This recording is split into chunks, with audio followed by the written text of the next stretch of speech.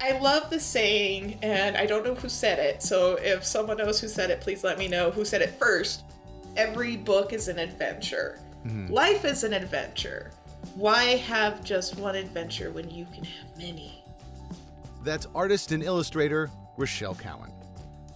On this episode, we get into the concept of world building.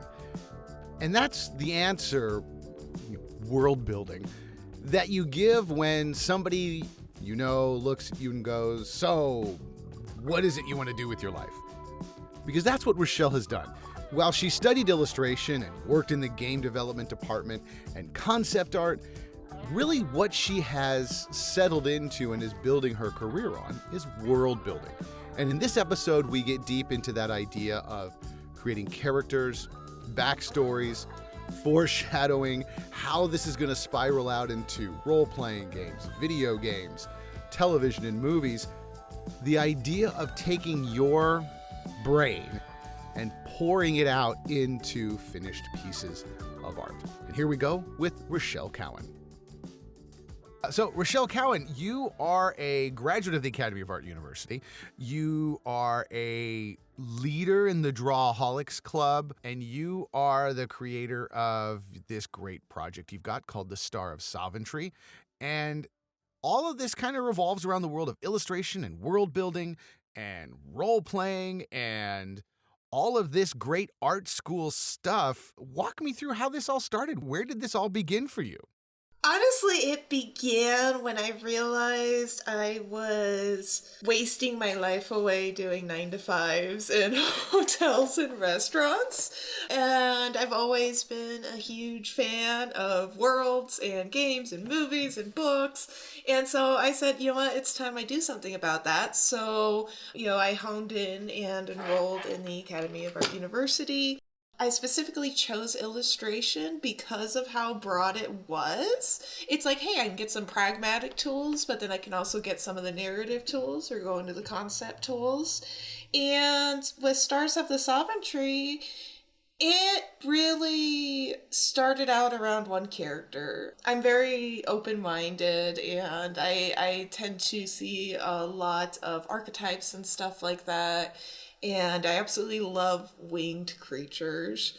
And so I was like, all right, well, I want to do something that breaks away from the angel demon mold. And so I created this phoenix angel character and her whole species. And then I wrote her story and her backstory, and the questions kept going. And then the next thing I know, I am sitting with this entire world with all of this overworld and with all of this backstory and all these other characters and all these other species. And it's like, well, now we got to do something with this. We can't just let this fizzle out. But it was absolutely fun to watch it grow and progress, because every assignment that came up that it was relatively open content, I was like, oh, can I do my story? Oh, can I do my story? My instructors put up with so much, bless them. So walk us through what, Star of Sovereignty is, because when you explained it before we were talking, there's role-playing, there's D&D elements, there's graphic novel. What came first? Were you thinking of writing the story in this a book, or was it, I'm starting with an image I've created for an illustration assignment? Which came first? The idea for graphic novel came up first, and really introducing fans to the world through a linear story progression. And for Stars of the Sovereignty, I didn't even have a title until last year, to be honest. It was sitting untitled for 5 years. But as it continued to grow and progress, it's like, hey, from the graphic novel, this can stem easily into, movie or TV show or video game, because adapting it's not a problem for me. I love the thought of adapting a linear story into something that is more user-friendly or more in-depth. And that's where the D&D discussion came up. And it's like, Richelle, you should really get into D&D. This sounds like it would be perfect for homebrewing. And I was like, you know what? I never thought about it like that. I've always enjoyed D&D. I've always enjoyed spectating. But I was like, you know what? Let me look into it. I haven't looked out of it. So I'm actively home brewing the Stars of Sovereignty world right now. That's kind of that deeper question that I've got is you have this whole world you've created, and we're talking about it like it's just very commonplace. I've got this world, I'm just building this world out, and big deal. And you're talking about like, yeah, I've got this and that. That's a lot. Back up a little bit and tell me how we even got to the beginning of you wanting to build a world and go, well, I got to go to school so I can build a world because I got to build this world. For me to thoroughly enjoy a franchise, whether it's a movie or a game, just me personally, a cohesive, deep world feels right when you're enjoying it as an audience. And I did not want mine to feel superficial. So when I was going around asking questions about the initial character Celine, and her mother Amina, and I was asking, okay, what kind of environment do they live in? What kind of challenges have they had in their life? And that's what really sparked generating the world around them. And once the world got built, their immediate world and their immediate story arc got built up, the rest just started falling into place. And it's like, okay, well, along the way they meet one of her best friends is a giant who is actually semi-giant, like about 8 or 9 feet. A little giant? Yeah, just a bitty giant. He's just a bitty baby. But he's actually abandoned at an outpost. He was a guard for one of the outposts, and they came across the abandoned outpost. And, there's quite a few species that are very long-lived, and he's been alone for centuries. And, just like them, he's the last of his kind. And so they really bonded over that. And so Celine will go to Earth and go to the market to pick him up chocolate because he absolutely loves chocolate and it makes his day. And she just wants to make him happy. So then it's like, okay, now I got to tell the giant story. Okay, again, this is fascinating because you're able to tell me a story that makes absolutely no sense to my brain in that you're just like, well, there's a giant and he comes back down and somebody comes from space and gets it and there's candy and I'm like, you're telling this story like it's the most commonplace thing. How did you get to this point? Because this is utterly beautifully insane how you're just able to, let me tell you, where did this world building idea start with you? It started with being a fan. It started with being a fan a nerd. Of what? Just rando nerd or specific nerd? Help us pinpoint the nerdery in the nerd game. Let me see. Let me go down my list of 500 books I have currently in my library. I remember growing up and 3rd or 4th grade, I already hit college level reading. They tested me and I was reading Stephen King and Otherworld and Fools and Myth Adventures. Those were actual novels, but some of my fondest memories was in the downstairs laundry room, almost like a walk-in closet underneath the stairs. And it was just lined with bookshelves. And on top of the bookshelves, there was also piles of books on the floor and magazines and comics. When I say comics, there were some Superman and Batman in there, but for the most part, they were always fighting aliens and predators. Okay. So I never got into the superhero craze as a kid. I got introduced to the superheroes with the vast contrast of aliens and predators fighting them. Okay.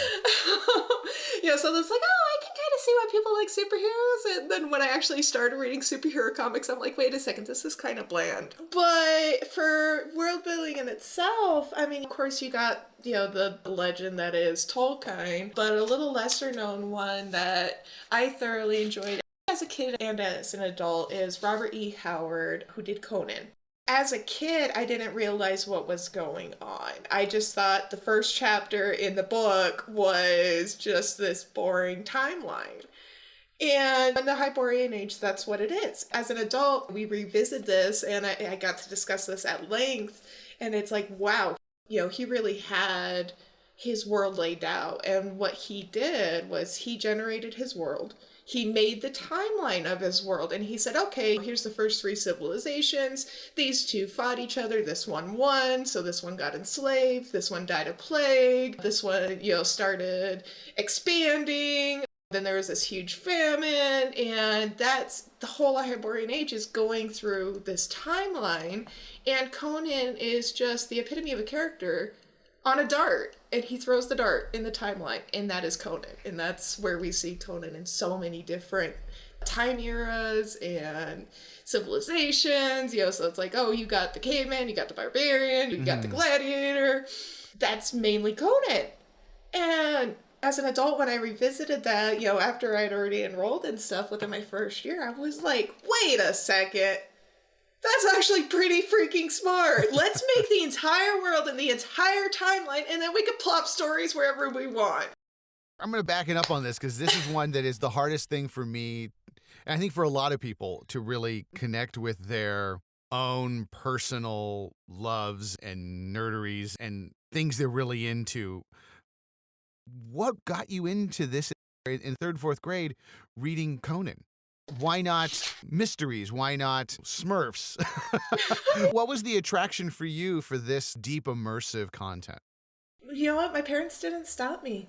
I think that was the thing. My dad would come down and I'm reading a heavy metal magazine in fourth grade, and he doesn't stop me. And he's like, hey, just so you know, there's some blood in there. Maybe some body parts flying around. He didn't stop me. He's like, if you don't like something, you can choose to put it down. Wow. That's I'm not going to gloss over that because that's kind of a pretty fascinating way to grow up. It's like, hey, there's going to be some stuff in there that's going to be weird. You don't like it, no problem. That actually helped me so much because I was able to sit there and say what I could or could not handle. And when it came to movies like the original Aliens, of course I watched that in elementary school, and of course it scared me a little bit. But, my dad didn't force me to watch it. Hey, you like the comics downstairs, here's the movie. It's like, as a kid, I was like, oh my gosh. And, I would go and hide behind the couch during the really scary scenes, and then I'd come back out and go back to enjoying it. Were all these books and comics, were they his? Or? Yeah. Oh, wow. Yeah. Yep, they were both his and my mom's. They accumulated a bunch of duplicates in their travels because, Dad would go to the airport and, I need to grab another book. And he'd just grab another book in the airport. Same time, Mom's like, that one just came out. And so she grabs it at home. And well, I love the saying, and I don't know who said it. So if someone knows who said it, please let me know who said it first. Every book is an adventure. Life is an adventure. Why have just one adventure when you can have many? And well, I mean, having your parents buy that stuff is kind of a fascinating thing because that's the great planting of the seed of all this great literature and content. So your parents must have been pretty cool with this stuff in general to allow you to go, go for it. Yeah, they were. My dad's only request was, you treat things nicely. He's like, I got it for me, it's in my collection, or it's for the family, or whatever the case is. Whatever it is, you treat it with respect, so you don't draw on it, you don't spill stuff on it, you don't tear it up. You treat it nicely and you put it back on the shelf where it was. And so on top of nurturing curiosity, they also nurtured, just a care for things in general. That's it. I mean, I have a 3-year-old, so, some of this parenting stuff is like, oh, interesting. If you explain to a child that what you have is actually something important, then there is the idea that this is actually important. And then if I'm going to read this, I better, put some value into it. Yeah. Unfortunately, at least it was decent stuff. It could have been the Smurfs comic books, and then, and we would not be talking to each other at all. Going forward, as you're getting involved and becoming a fandom of this world building and this genre, what would you call this genre? Is it adventure? Is it... I hate calling it fantasy because that just seems like a cop-out. Yeah, adventure is a good way to put it. Like, for Stars of the Sovereignty, there's both fantasy and sci-fi mixed in. I loved trying to figure out a way to mix both of them in. Yeah, so, I'm having it take place in the 23rd century, and you have the overworlds, and that's the fantasy element and stuff like that. So, yeah, fantasy definitely tends to be a cop-out, I will say. Okay. That's a different argument and a different topic. But, as you're going forward and as you're growing up and getting to the point where you want to go to school, which you didn't, did you go to school right out of high school or no? No, I did not. Okay. I enrolled when I was 26. Okay. I didn't enroll till I was like 22, 23. So I totally understand it. Takes some life experience to really settle down when you're going to make that commitment to an art world. But I want to get into that. When did the seeds of wanting to be an artist get planted? When were you starting to, think about art as a thing, as something you Um, enjoyed? It's always kind of been there through middle school and through high school, taking the art classes, drawing in my free time. Some of my biggest inspirations as a kid was the Diablo 1 game guide, back when the games came with the little books that told you how to install it and little starter instructions. Beautiful illustrations in that, even though it was just basic character sketches. Particularly the Rogue and the Indariel just totally enthralled me. And another one was the Dungeons and Dragons 3rd edition Draconomicon. I picked that up brand new in the store, and I don't have it anymore, and it makes me sad in my heart. But I remember reading that, and I think I was in middle school when I had gotten it. And it blew my mind that not only did they make dragons of different colors, they made dragons with different purposes and that were developed differently, and it almost felt grounded in science, where it's like, oh, this dragon digs, so his claws are structured differently and he doesn't have very big wings, or this dragon is meant to be flying most of the time, so its wings are enormous and it's lighter. When I got into, adulthood, of course, I had to go out and learn some very hard life lessons. Very hard life lessons first. Once the dust settled from the hardest lessons and I started retaking control of my life, that's where it really, I started asking myself, like, what do I want to do with my life? And it's like, well, for the past 10 years, it's been boring and tedious, and the only thing I have to show for the past 10 years is taxes. And, I said, I want to leave behind more from my hard work. And I want to have more fun, and I want to continuously be challenged with new things. So I always want to be learning. In the art world, that's a constant. Absolutely. Every day is a new technique, a new stroke, a new turn. Yeah, and then so you mix in writing elements with art elements. I'm not going to be bored ever for the rest of my life. I don't regret a thing. What was the horrible stuff going on? Were you locked in a box in the desert and having to, welcome people to a hotel? Here's your room key. Leave me alone.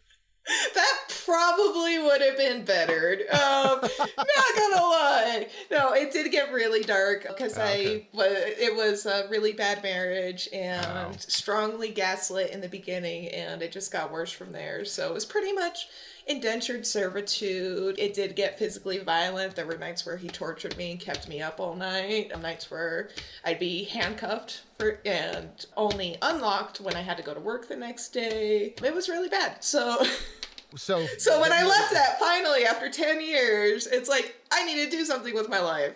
Okay. Wow, that's not what I was expecting, and I don't know how to segue out of that, other than that explains a little bit of you wanting to create a new world, to play a wannabe armchair psychologist, because it's a podcast, that's what we're supposed to be doing. But, you're creating a world then, so what was the reason to want to do art school specifically, as opposed to, say, something else?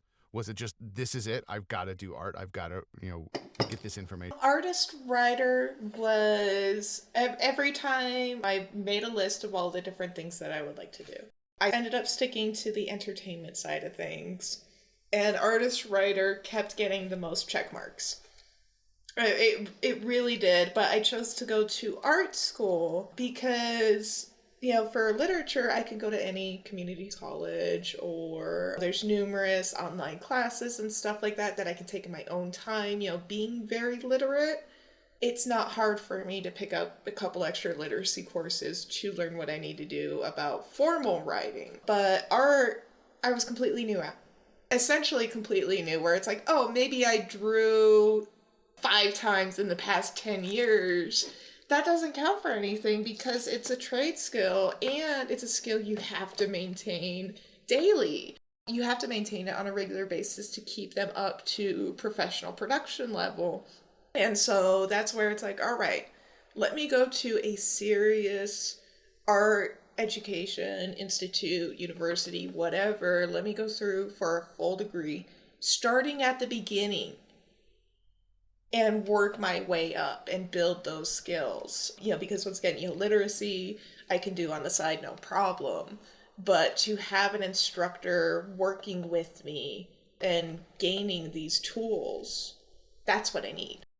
That's a very enlightened way of looking at things. When you realized, okay, I don't know really what I'm doing. I'm going to have to do this from step one. And when you made that step, how was it? How difficult or easy was it for you to continue on? Because that first year of drawing cones and circles and shading line after line after line, like that's a big line and a little line and a medium line, and now I'm going to draw the cone again.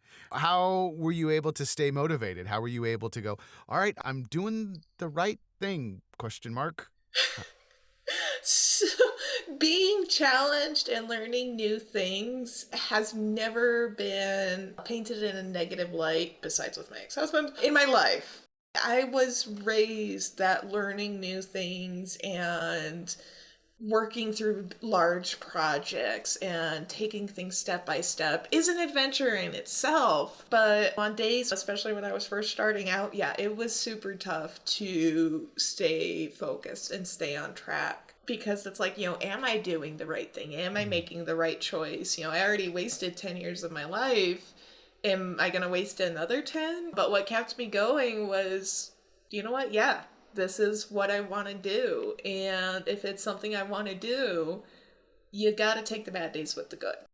Yeah, and we're joking about the cones and the spheres and the cubes. After that first 10 weeks and 2 semesters later, and you have to draw something like, wow, I can really draw something with just a cone and a cube and a circle. And this is amazing.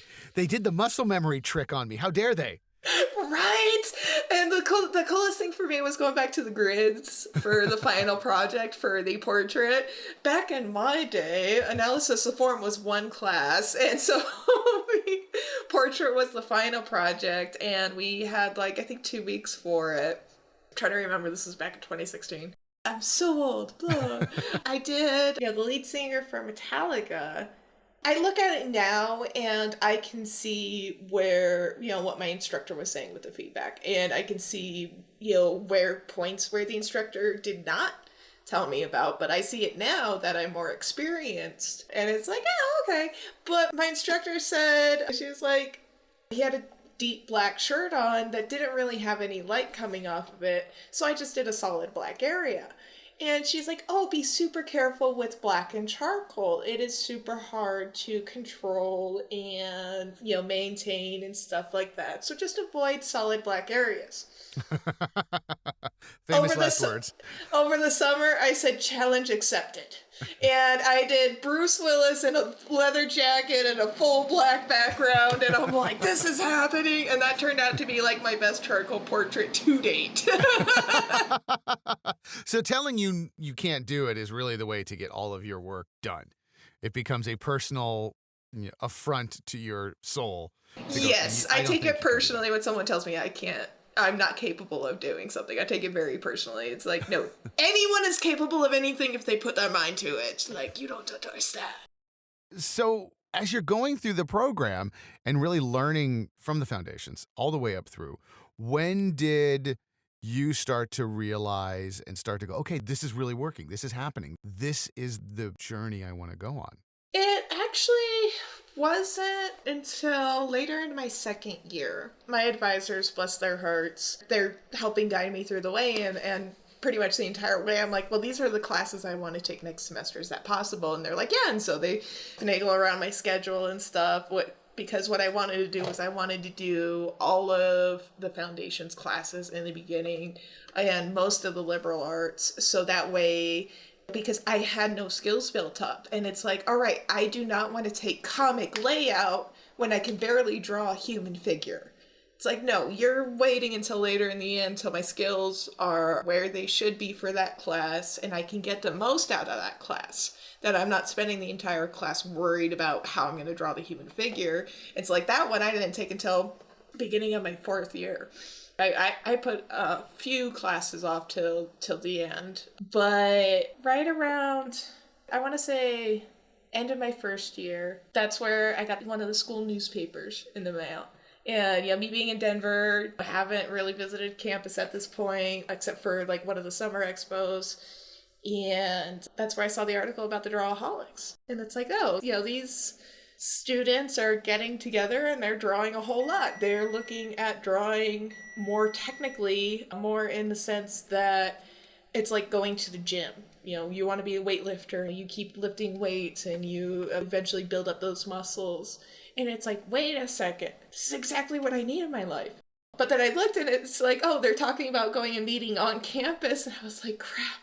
And so I actually went, and at that point I had learned the email system for the academy. And so I sent Michael an email. I'm in illustration, he's in game. And Michael Buffington. Yep, Michael Buffington, yep. And I sent him an email and I was like, one, will you accept illustration students into your program? And two, is it a problem that I'm online? And he's like, well, are you willing to do 2,500 drawings? It's like, I'm willing to do whatever you tell me to do to get better. And I was like, if it's 2,500 drawings and 2,500 more, I will do it, sir. And he put me to work, and we slowly started building up. They did like little Facebook streams here and there, but that just continued to build, especially with me being there, to say that, hey, as an online student, these are the things that I value in a community and being able to have access to, even though I'm remote. But yeah, so within 9 months, I finished in May 2018. So that was just after, my second year and a half. You finished the Drawaholics requirements? Yep, that's when I finished my 2,500. So walk me through that, because I know it's an absurd amount of content that the Drawaholics Club, and I call it club to make it sound like it's the most exciting thing ever. It is. I mean, it's one of the better clubs out there, but when you call it a club, you think happy fun times. It's like, no, you're drawing. Draw. Why are you talking and not drawing? Which is surprising because there's so many members that, like Michael especially, it cracks me up. He cannot talk if there is not a pencil in his hand. You take a pencil out of his hand and he's stuttering. I don't know. I've talked with Michael quite a lot. He's probably still talking to me right now. Yeah. But walk us through, because, I mean, what is your role in Drawaholics now? So with the pandemic and everything that happened, I was really able to step up and help fully remote the community. So right now the community is fully remote. It is independent. It was built with student run leadership. And so it's got essentially a board of directors that oversees what challenges get approved, when people finish challenges, and mentors to go over and do an analysis on their challenges. We do regular figure drawing workshops and the whole 9 yards, but it's all centered around doing the 2,500. Yeah, because we skipped over that. I realized we did, so I'm like, let me. People are going 2,500 back. drawings, like, oh my gosh, that's insane, and it is. But 2,500 drawings of what? What's the entry? What do you? So it is 1,000 heads, 500 arms, 500 legs, 250 hands, 250 feet. And each drawing should be a few inches at its wide as like 3 to 4 inches. So medium-sized thumbnails. Yeah, you should be able to comfortably fit about a dozen heads on a page. Because if you do it too big, you're going to be spending too much time. If you do it too small, you're cutting corners. In reality, most people are not drawing a life-size head. Oh yeah, in any way, shape, or form for most anything. No, yeah, and the intention with the 2,500 when it was developed, it was kind of modeled after the boot camp class in the concept art line, but just for extracurricular, just for additional skill development outside of class. And, so when I looked at it and when I went over the FAQs and looking, it's like, okay, what exactly is the challenge? What are the details? Is there like a specific kind of pencil or paper that we need to use? Yeah, I went through it all. I never want to play a game with you. It would just be paper cuts and lemon juice for the hours of setup. Oh my gosh. You say that as I'm going on week 2 of home brewing. But so its intention is to build up drafting skills, to make drawing a face, to make drawing a human body, expressive hands, a habit, that it is second nature to draw a proportionate figure. So when you go into concept art, or when you go into stylizing something for animation, or you go into putting it into action in a comic panel, you're less worried about the technicalities of the human figure, and you're more worried about expressing what you want to express. So it is there to help you build up the habits, because you need to do at least 7 drawings a day to stay on top of the timeline, because you have to do it within 1 year. And, 7 to 10 minutes, 1 hour a day, that should be minimum amount of time you practice a day. And so that's interesting when you break that down. It's like, really, it's not that much. No, and more importantly, it's an really hour not. a day is, you should be, I mean, everything we do, we should be doing an hour a day, whether it's, going outside and breathing fresh air, or I guess lifting weights, or taking care of our bodies, or something like that. But an hour of drawing seems really like the most simplistic thing you could do. A lot of people that finish their 2500, they look back and they're like, wow, I don't know what I was making such a big deal out of. Because at first it does seem a lot. It seems very daunting. It's like, oh, a couple thousand drawings in 1 year. That is intimidating. But to be able to break it down and take it day by day, that's one of the most important aspects that people have gotten out of the challenge, is being able to sit down and do it. And just to simply grind it out, that self-discipline that comes out of it. Now, I know the answer already for you, but I want your opinion on this. How important is the concept of competition when you're creating art? How does that drive you? And do you see that as a helpful tool for a lot of artists? I think there isn't enough healthy competition in the world. When you go on social media, there's all these artists who are so much better, and it's hard to look at them objectively. And the truth is, like, for me, just starting out, or for anyone else that is currently just starting out in their degree, when you look at your favorite artists, they have hundreds of thousands of drawing miles and painting miles. They are way further in their journey. You're at the start of your journey. There's nothing wrong with you not being as good as them yet.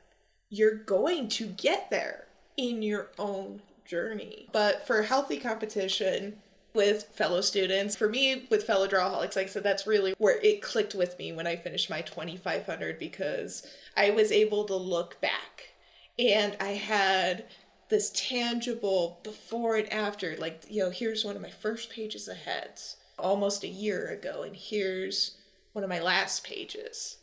And they are so drastically different. And part of what helped me through that, or get me to that point, was the healthy competition along the way. Where, like, we were all racing to be in the single digits. So when I finished, I was number 10 to finish of all time. And so we were racing for number 7, number 8, number 9, but we also didn't want to be cut corners. So it's like, okay, with me, I had family stuff going on, and it was during the summer, so I maybe was able to put in 4 or 5 hours a day, and I submitted my 2500 8 hours after the previous finisher. And I was like, No.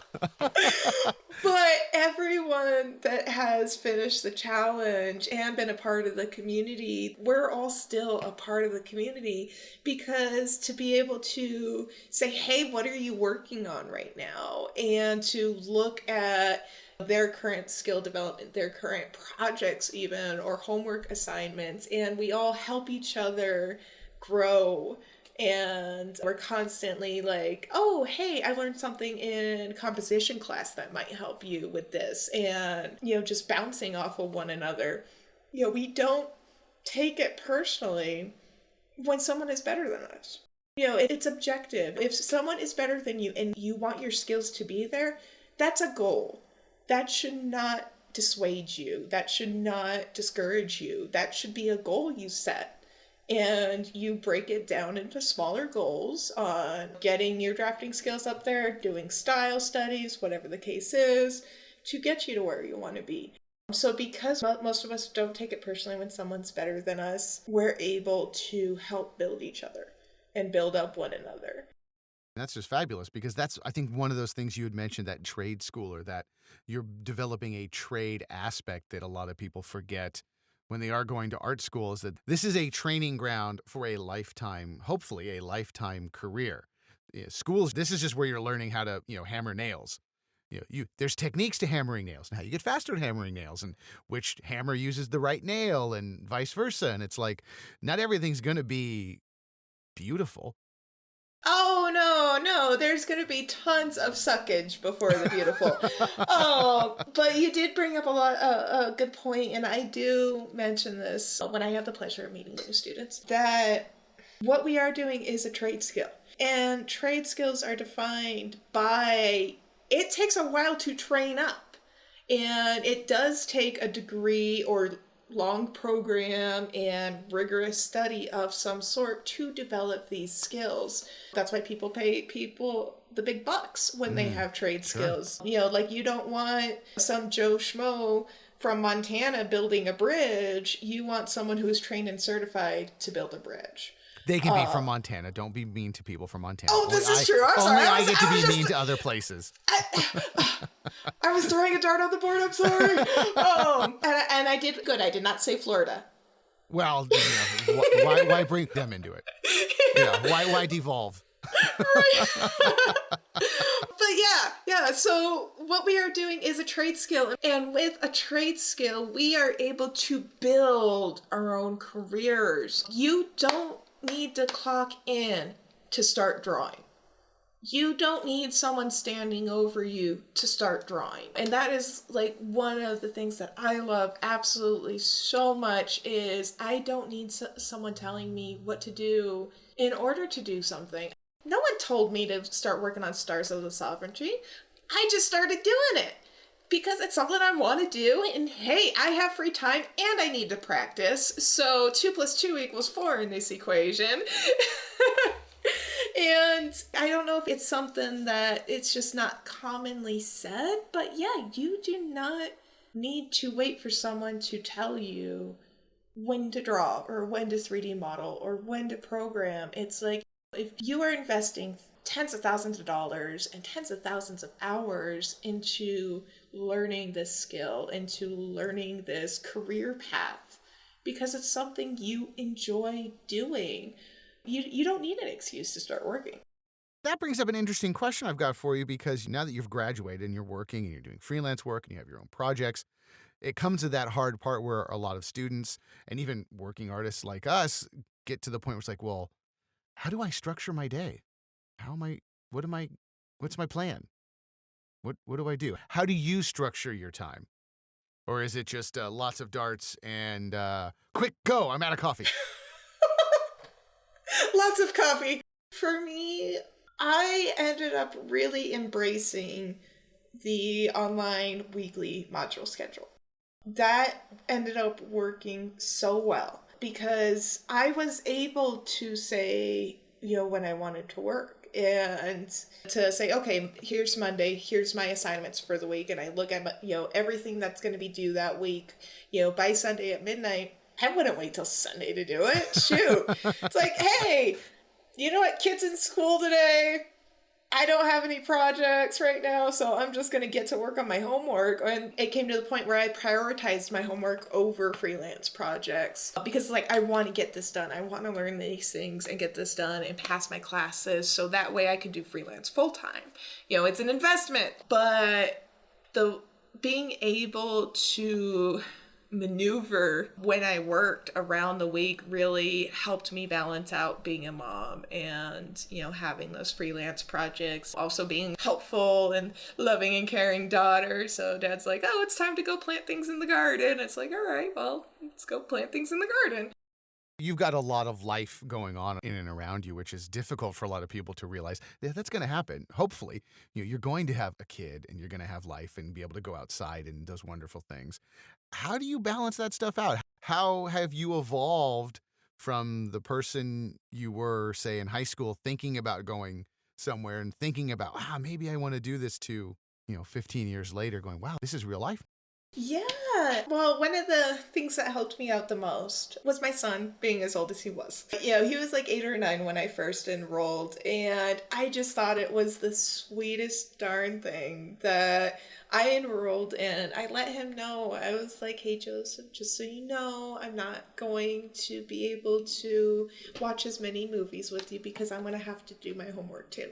You know, I'm going to school too, just like you. And that year, come the end of the year for the parent-teacher conferences, we sit down with the teachers and they're like, we want to enroll him in accelerated courses. It's like, what? And they're like, yeah, his grades improved. The classes seem too easy. He seems bored in the classes. Like, we need to put him not in. another one. Yeah, that's exactly what my dad's like, God damn it. Could I just get a kid that wanted to play football all the time, for crying out loud? Right, he's like, nightmares. Can you stop asking why? Just stop asking why. It doesn't matter why. Just do it. Do it. Right. That's where my son is now. I don't care. I don't care where you draw. Just stop asking me why. Right. And it's like, oh my God, yeah. And to date, he is still in accelerated classes. This is the second year in a row he's gotten leadership and compassion awards in his class. And he's been so amazing, but most of all, he's been so understanding with me needing to work so much. You know, that's great. That's awesome. And sometimes I think he uses it as an excuse just to see what I'm working on. But, you know, he'll come in and be like, Mom, are you going to be free to watch a movie tonight? And I'll be like, oh no, I'm sorry, I got to work. And he's like, well, what are you working on? It's like, okay, I see what you did there. So I have to ask, is he into the fantasy and into the stars of Sovereignty and all that fun stuff? Is he getting into goblins and winged phoenix demon-like creatures? He's just like me in that aspect, except he doesn't read as much. But then again, you know, I grew up around Windows 98 just becoming a thing. Sure, yeah. Those of us of a certain age remember books as being a thing. Right, and so he's literate. He does enjoy books when he sits down and reads them, but he's a teenage boy. Yeah. You know, and I'd say over the past few years, I've seen him completely like master Lego building. Oh, wow. We got Grandpa, quote unquote, the big Millennium Falcon Lego set for his birthday. Well, Grandpa needed that. Grandpa needed that, yeah. He needed something to occupy his time. Oh, yeah, and my son built it, and, you know, just in less than one day, you know, like I want to say like 4 hours, and it's like, okay, that's not challenging him. So we upgraded him to like the little aluminum cutouts, and then upgraded him to robotics, and then he got into programming, and now he's an audio visual, and he's also working on 3D printing, and he's like working on this Iron Man helmet and printing the pieces and finishing them out, and like that's a him and Grandpa project, but he's doing most of the work. And it's just like, you know what, I don't care if you don't want to be an artist, because what you're doing right now is freaking cool. Well, it sounds like this has been probably the most therapeutic thing for you on top of everything. Oh, immensely. Yeah, taking control of my life started with me enrolling in a school and taking control of my education, and not in the bad way where it's like, oh, I want to control every little detail. Sure, but no, just control is a great thing. You've got your hands on the handlebars going forward. Yes, exactly. And if I did make a mistake, I learned from it, and I got back up and dusted my knees, and I kept moving. And yeah, it was immensely therapeutic for me. And I started sleeping again. I used to be an insomniac. You know, now I sleep at night on top of all this work that I do. And it's just like, how does that make sense? I look back to the days when I first started, and I would think that decades had passed, and it's only a couple of years. You know, it goes to show you that, yeah, it does have a name. It's called neuroplasticity. That is, you can influence how your brain grows. Our brain is continuously growing. And so I was able to, you know, sit there and say, okay, does my depression and PTSD in nightmares, do they control me or do I control my brain? Do I have a say in what I'm going to do for the day? Not what I want to do, what I'm going to do for the day. And that just helped me get off my butt. That's amazing. So many people forget that art as therapy is probably the best because you can then expel out all of your demons on paper form and make them no longer powerful anymore. I mean, for me, it wasn't so much about expressing my demons.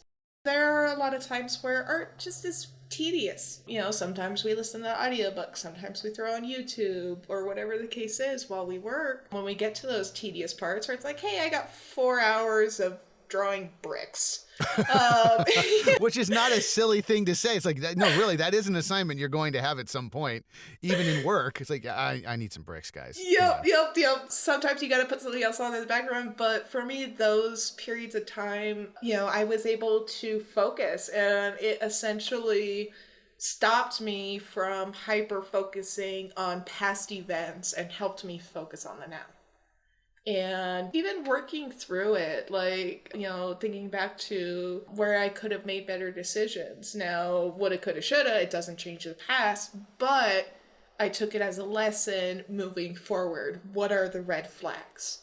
You know, what are the steps that I need to take to make sure that this doesn't happen again in the future? Some clarity is coming through. And so, but then every time I made a new character, every time I made a new place, that was my way of validating myself. It's like, hey, I am worth something. Look what I made. You know, I don't even care if anyone liked it. You know, it's just like in my head, I made this, you know, I made Stars of the Sovereignty world. Tell me about, because I do want to make sure we talk a lot about that. I mean, we've definitely, you know, figured out the why. Let's figure out a little bit of the story behind it. What is that? You know, in a relatively small nutshell, what is this world like for you, and what is it that you have now really created? What is the monster in my closet? Yes. Is that what you're asking? It sounds like that closet's got a whole lot of doors and a whole lot of monsters, and we gotta, you know, let's rein it in for the noobs. Yeah, the graphic novel is essentially, the main story arc is centered around Celine and her mother. Yeah, they are the last of their kind. Their kind was wiped out by the current Galaxy King, the current ruler of the galaxy. And he wiped that from history, so a lot of people don't know, but because he believed that every one of them actually died, they've lived in secrecy and exile this whole time. And they've just been like going from shadow to shadow. And so events happen in the graphic novel that they're going to have to step out and make their presence known. And it unwittingly sparks a rebellion because, you know, there are some people who had never let go of ancient grudges against the High King. You know, so they're like, oh, dude, we've been ready to kick this fool off the throne for years. Let's go. You know, so that's where the graphic novel is going and where it's going to be. Its primary focus is around those events, and that's about as small of a nutshell as I can get. Right. Yeah, we could unpack that for eons. But so you've got this thing started, though. The key thing I want people to think about is you've got this started as a graphic novel. And from there now, so the graphic novel is, you know, you're drawing, you're writing, and then it has now splintered or evolved into what's the next artistic endeavor or the next. Well, I am actually going to let time decide where it goes from the graphic novel. You know, if it goes into Netflix or it, you know, gets picked up by a video game company or both, I don't mind that. We can see that it can be done properly. But in one of the splinters that's coming up soon, you know, one of those little forks in the road is actually going back in time in my universe. It's actually going back to just some pretty old events after the Phenom race was wiped out. There's this huge civil war that split the realm, and that's where my Dungeons and Dragons campaign is going to be in. Yeah, and explain that to me, because I mean, I'm not a Dungeons and Dragons person. I know a lot of people are. I have friends that are, and every time I talk to somebody who does Dungeons and Dragons, it's a week of me going, do I need to buy one of this? Do I need a new time occupier because this is actually kind of cool, but I don't know if I want to go down this road. But how does that play into it? It is a rabbit hole, definitely. So the selling point for me was just how customizable it actually is. And I sat there and I thought about it because it's like, okay, I have the graphic novels maybe about currently like 2 to 5% of everything I have plotted out. You know, I want to use the rest, you know, that 95% for something. And that's where it came up. And like the more I kind of chewed on it, I was like, wait a second. Okay, because, you know, there's going to be quite a few events throughout the timeline that do directly affect events in the graphic novel. And with Dungeons and Dragons, I hear this from every single dungeon master I've ever asked wisdom for, and they say, you know what, you can write out the coolest campaign, and the players don't touch a single ounce of it. Because you can't control where the player goes, and if you do, they call that railroading the players, and that does diminish the experience because, you know, the players no longer have control over their own choices. You do. And it's like, no, that's not what it's about. And so I was like, you know what? I'm just going to throw them in the general vicinity of some of the events, and my players can actually contribute to my story. You know, so it's like in the graphic novel, when they go into the realms, oh, there's a statue in one of the marketplaces. Maybe that's of one of my players. Or maybe one of my players gets one of those blessings where they can live and their character is actually in the graphic novel. And so that's how I'm writing it is... I'm letting my players write it. You know, I'm letting them I was going to say, contribute. is that a new thing, or is that something that you've seen? Are you finding inspiration or emulating something? There is no way that what I am considering doing with my story universe is new. There's absolutely no way. With how influential Dungeons and Dragons has been for fantasy and role-playing games and just narrative storytelling in general, it has been a huge influence in our media world. There's no way that someone else did not already do this. But it seems as you're explaining it, the linear I want to make films idea, it's like, well, that just doesn't seem possible. But then you explain, you're like, well, but yeah, I am gonna own this world in my being. If I really like something, you know, if we use music as an example, it's like, I like Led Zeppelin. Well, then I want to listen to what they listened to and who they listened to over there and who that guy, and you know, it becomes this all-encompassing. Now why am I reading Tolkien? The way I look at it is, you know, especially when it comes to bigger projects, anything worth doing, there's no point in doing it half-assed. That's where it's like, you know what, let me go all out, and then for publication purposes, I'll trim and, you know, cut down a bit, you know, just for whatever production purposes. Sure. But And I'd rather have... Who knows? I mean, at this point now, everything is cross-platform and across multiple outlets and things that it's like, you kind of do need an immersive world.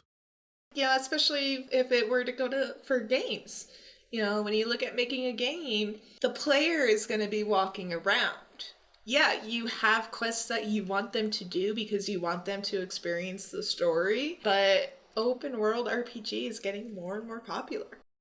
I was going to say that I can hear you mimicking what, you know, the game development team says and concept artists say. It's like, no, I'm not playing this game to win the game. I'm playing this game to look at what they made. You know, there are games, I mean, what is it, Ghosts of Tsushima and more games that you can name that I can't, where you're just going, I just want to look around for a while. This is pretty cool. I am very guilty of that. If you ask me how I survived being a mom and being a student and being a worker, that was giving up free game time and movie time. I rarely Netflixed and chilled, but when I did, I enjoyed the heck out of it. And so when I went into a game, I wanted it to be a game that visually appealed to me, and then I could walk around and just be like, oh my god, it's so beautiful, like walking around the shivering aisles in Oblivion or something like that. Yeah, totally guilty. So Well, I want to wrap this up because I want to talk about 17 more hours, but I will not, because this will devolve and people will just throw things at me like, why are you not asking her about this? Why are you not asking her about that? What is the best way for people to see, first of all, of course, Star of the Sovereignty, and of course your work, and contact you for the work that you do in real life? Well, I have my website that has all of my social media links, portfolio links, and information. There's also a page on there just for Stars of the Sovereignty where, just initial character development and, a couple environments thrown here and there. And so you can actually get like firsthand glimpses, because I put a little mini story for each of the characters on there. And where can we find that? That is NerdBirds Studio. NerdBirds? Birds Yes. with the S? Okay, so Yes. NerdBirds Studio, and of course all that will be in the show links as well. So they can do that. People can go and see that. Yep, and then at this time, I'm on Twitch a couple of days a week, and Oh, cool. I try to regularly post on Instagram. I may be a remote worker and a remote student, but I still struggle with social media, so if ever I have periods of blackout, I am sorry. Yeah, it's one of those things where it's like, oh man, this is like a real job. Right? Just in itself. Yeah. So but I am super reachable, and especially like on the streams and stuff like that. Yeah, If someone were to hop on and ask a question, I'm super chatty on the streams. Oh, so. cool. Yeah, tell us, for Twitch, what are some of the fun stuff you're doing? Right now, I'm going to be doing a couple art streams a week, just a few hours a day, a couple days a week. Just you live sketching and live drawing? Right now, it's Recreational Hazard Gaming esports company, or esports organization rather. They have, dozens of esports teams under their umbrella, and so I am making their logos and mascots. And so that's what I'm doing for the art streams right now, but it may just be where like randomly I'll be working on a painting and I'll just be like, okay, time to get on, because this is a really cool, really fun part, and I'm very open about my process as ever evolving as it is. But then the other part of my streams is just going to be games for me, it's doing research, and seeing how they handle narrative elements. And because of Diablo 4 coming out soon, and because I am a Diablo nerd, I have all the books, and I have read all the books a few times. I remember killing Diablo when I was 10 years old. It's in my blood, and so I'm actually going to be streaming just up until Diablo 2 Resurrected comes out, the first Diablo and the second Diablo, and then the third Diablo storylines. Yeah, so it's only going to be for like a few hours a week, but, it'll be consecutive like that. And where can we find the Twitch? Same handle, NerdBird Studio. Okay. Twitch.tv/NerdBird Studio. Yeah, across all platforms, NerdBird Studio is my handle for everything, so I'm super easy to find. So there you have it. Some great advice and a great story. And I hope you took some notes, because if you've ever dreamed about a career in art and design, more and more art and design career opportunities are on the rise, and employers are on the hunt for the next generation of talented and, of course, skilled creative professionals. Here at Academy of Art University, you will get those work-ready skills that employers want. You can study on-site in downtown San Francisco, and of course anywhere in the world with our online programs. To request info about our 40-plus areas of study in art and design, including game development, industrial design, illustration, and fine art, just visit our website at academyart.edu/creativemind. My name is Bobby Brill. Thanks for listening.